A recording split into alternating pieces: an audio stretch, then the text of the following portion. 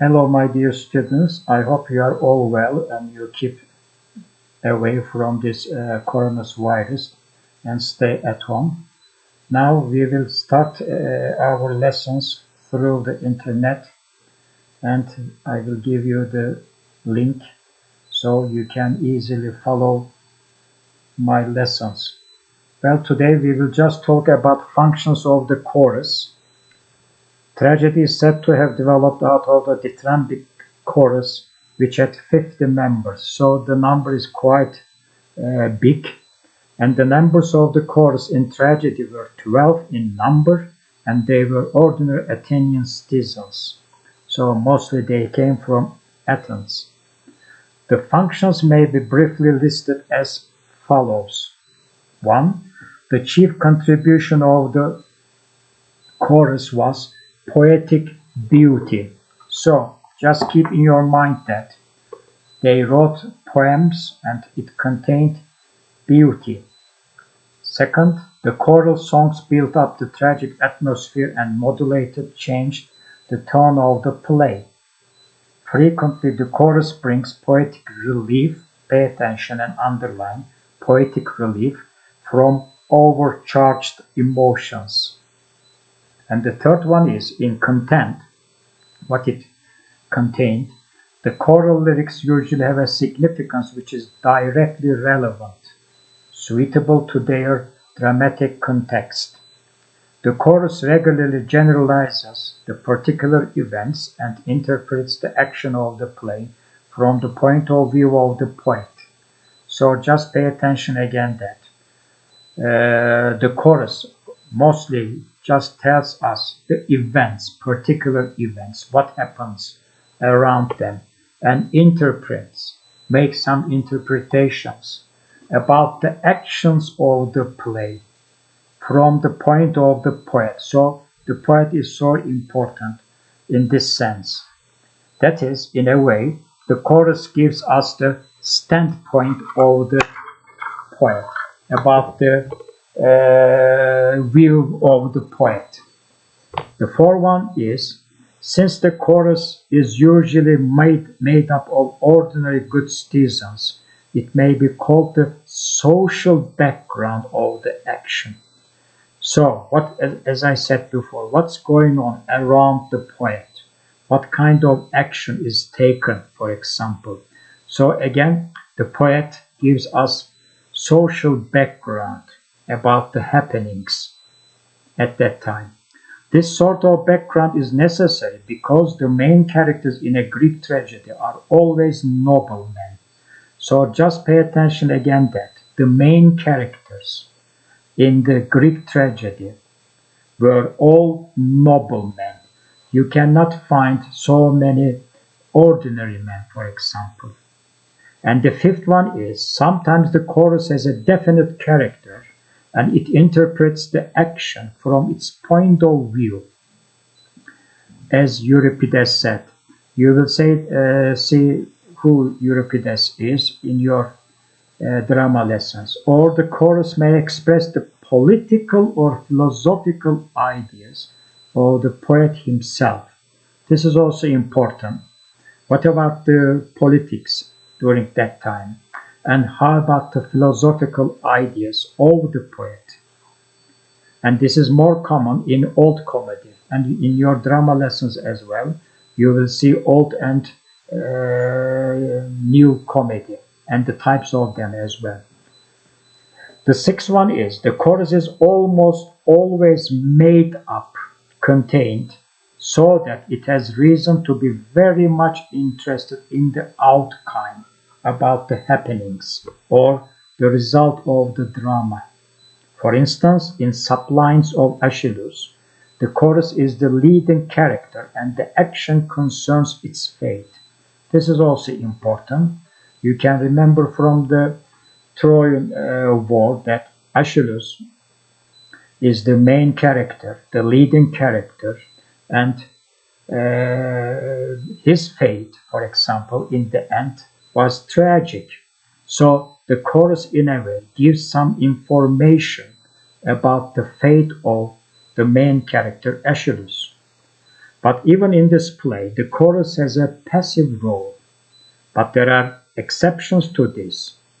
In Eumenides, for example, the chorus plays a leading and very active role. So, in the old tragedy, during the old times of Greece, chorus played many important functions for the audience, because as you can imagine that during that time the audience was so illiterate, uneducated, and the chorus helped the poet or the dramatist to make their work to be understood very easily. They used to come to the stage, which is called skene, as we said before in our face-to-face lesson. So the chorus, in this sense, gives important explanations to the audience and comes back to the out of the stage. But there are exceptions to this. In Eumenides, for example, the chorus plays a leading and very active role. Sometimes chorus played so passive roles, sometimes they played active roles, as seen in Eumenides, for example. In the other tragedies, the chorus does not play a leading role and is not usually concerned with forwarding the dramatic action. The seventh one is the chorus regularly introduces a character, mostly a main character, entering the scene for the first time. And the main character takes his role all around the play. The eighth one is it tells of what happens off stage and fills those periods when there is nobody on the stage. So in our modern drama, there are some acts, for example, mostly 2 acts. Between those acts, as it is said, intervals. At the Greek times, the chorus used to come and take the part, take the time, or fill the period, as it is written here, on the stage. This gave the actors why they came to the stage and played between the acts. This gives the actors time to change their costumes in order to continue another role in the other parts of the play, for example. Horace, that he was very well known dramatist at that time, in his Ars Poetica, Art Poetic, in a way, summarizes the dramatic functions of the chorus as follows. Let the chorus take the part of an actor and uphold the duty of a man and not sing mere interludes. I am sure in your introduction to English literature lessons, there are interludes, in a way intervals, which have no contribution for or close connection with the subject of the plot. So it didn't give any sense or any connection or close connection to the subject of the plot of the play. Let it both favor the good and counsel them as a friend. Let it check him who is quick of wrath and love the man who fears to sin. Let it commend the simple way of life, wholesome justice, and decrease and peaceful security. Let it keep the secrets committed to it, and let it beseech the gods that fortune return to the wretched and depart from the proud. So these are the main important elements for the chorus. As I said before, let me tell you in summarize again. The chorus was so important during the old Greek drama. They used to give some informations at the beginning of the play to the audience, and the audience were so well informed for the play, and they were able to follow the whole play so easily. So those 8 elements are so important for the chorus. Well, for another point in this sense is that foreknowledge and suspense. As I told you before in our face-to-face lessons, that suspense was so important at the old Greek tragedies, because as you can easily remember that there was a V, upside down V position of the Greek tragedy, rising action and then catharsis or purgation, as we said before, climax in a modern sense, and there was a falling action as well. So suspense, as we say in Turkish, gerilim, should be made at the Greek tragedies, old Greek tragedies. Since Greek tragedy was written on legendary themes, the audience usually had some foreknowledge of the events.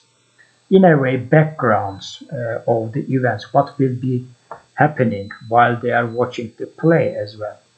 And the author had to take this foreknowledge into account, keep in his mind, when he was composing his play. Another element of Greek tragedy is the supernatural. Well, in your mythology lessons in our previous term, we have seen some supernatural aspects of some gods and goddesses as well. So again, in Greek tragedy, there was a supernatural events or happenings which goes together with the element of foreknowledge. So foreknowledge or background just goes in parallel to a supernatural in a way. The supernatural was a largely dramatic phenomenon, knowing what will happen in the end. So again, in our face-to-face lessons, we saw that everything in the end will be tragic. Maybe the main character will die, or everything will be resolved after a catharsis, for example. So there was a dramatic phenomenon in this sense. So the audience is aware of what will happen in the end. They know. In other words, foreknowledge has distinct artistic advantages. So the importance of foreknowledge is that it gives distinct artistic advantages. For example, in Homer's works, we have elaborate foreshadowings and foretellings. Just underline those 2 words again. Foreshadowing, ileri görmek, or foretellings of the death of Hector. In a way, during the play, the audience gets the hints, the clues of the death of Hector, or Achilles, for example. So Hector's death or Achilles' death are both inevitable, because the Greek tragedy, old Greek tragedy, requires this. The main characters will or must die at the end of the Greek tragedies, old tragedies. This enables, so we come across with a new word, dramatic irony. So let me tell you first about what irony is. Irony, you can just keep in your mind that you will come across with this word in your drama lessons, in your novel lessons, in your poetry lessons, for example. It is so simple to keep in your mind that